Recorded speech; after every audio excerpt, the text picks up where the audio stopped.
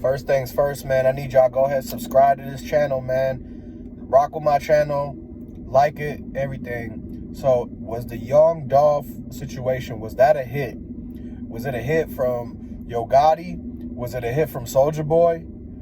Yo Gotti, he had beef with him already in his hood, already in Memphis. Soulja Boy was a more recent thing.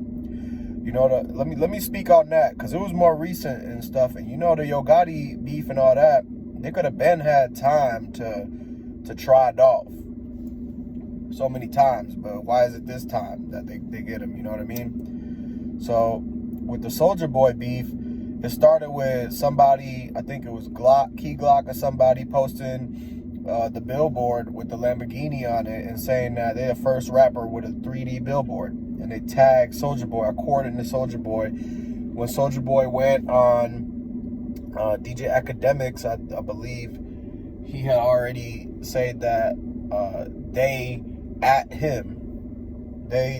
him in the post, talking about they're the first rapper to do this, do that. Okay? Now, it's not until a few days later where we're hearing, you know, this whole thing going on with their beef is blowing up. And then when Soulja Boy respond, he was talking about how they're not independent, how Dolph wasn't independent. He's trying to say he signed to Empire. It was basically just trying to expose Dolph and Paper Route for claiming independent artists, like they're independent artists, but really the whole time they had some kind of distribution deal. They had some kind of some deal where they get an advance and they get a budget backed by the label and whatnot. And then so Soulja Boy was saying the only reason I came it that way was because they tagged me in the post talking about this. So that, and then all of a sudden, you know, Soulja Boy saying, hey, Dolph and them see me in the streets, come at me, y'all better quit this shit or come at me, you know. And then apparently a Paper Route artist DMing Soulja Boy saying, let me know when you in Atlanta, let me know when you in Memphis. And Soulja Boy already had a show scheduled in his Millennium Tour to go into Memphis, and that shit got canceled. So so now it just so happens that, you know, after this Paper Route rapper comes in Soulja Boy's DM saying all this stuff, talking about catch me in Memphis, hit me up when you in Memphis, and this and that, then Soulja Boy goes on his page to post and says, hey, Dolph, you better get your artist out of my page, and Paper Route, y'all better get your artist off my shit, man. And he just, you know, talking his normal Soulja Boy talk. And then next thing you know, the Dolph situation happened. I mean, if it was, so in order for first of all, the people that's in the white car, that's a Benz, you don't just be riding, I mean, I guess you could just be riding around with the Draco, but for that specific day, for them to be riding around, they had to have been on a mission.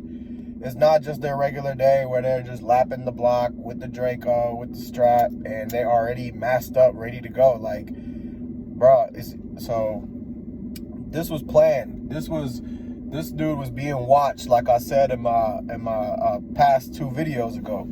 He was being watched. They was following him as soon as they seen his whip.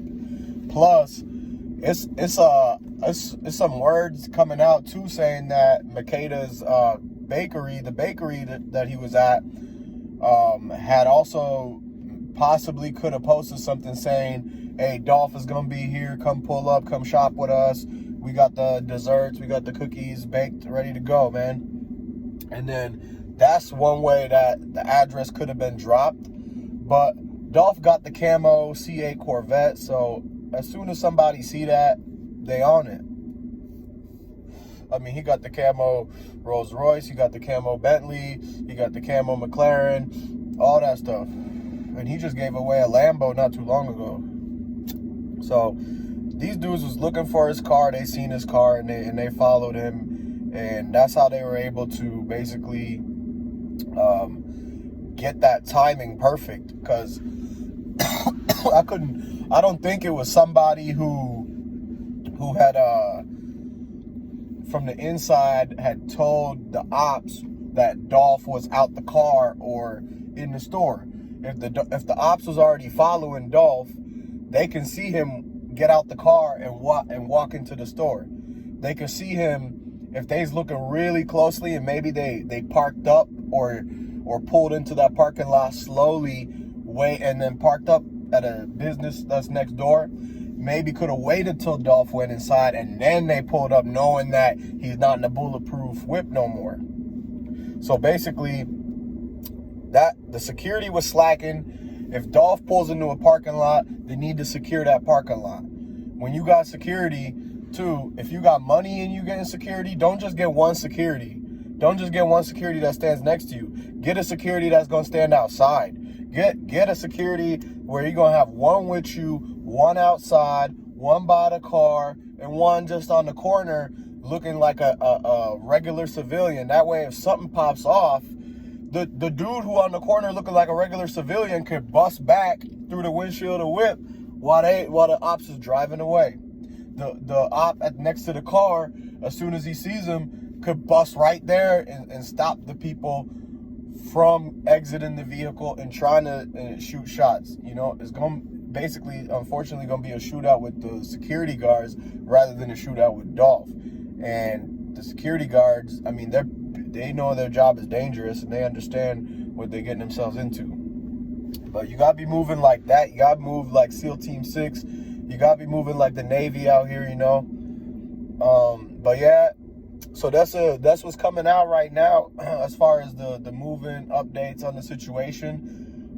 They're doing a lot of dirt on Dolph's name in the media, talking about he was at the cookie store, shopping at the cookie store. But the way they saying cookie store, they trying to attach it to a weed shop.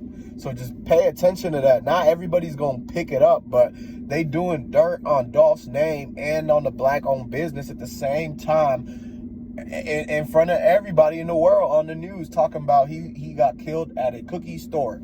I mean, these dudes got degrees and they could come up with way better titles than that. You know what I'm saying? These dudes went to school and college, who's writing these articles, writing these news reports, and they could have just said the actual name of the restaurant, Makeda's Bakery, Makeda's butter cookies.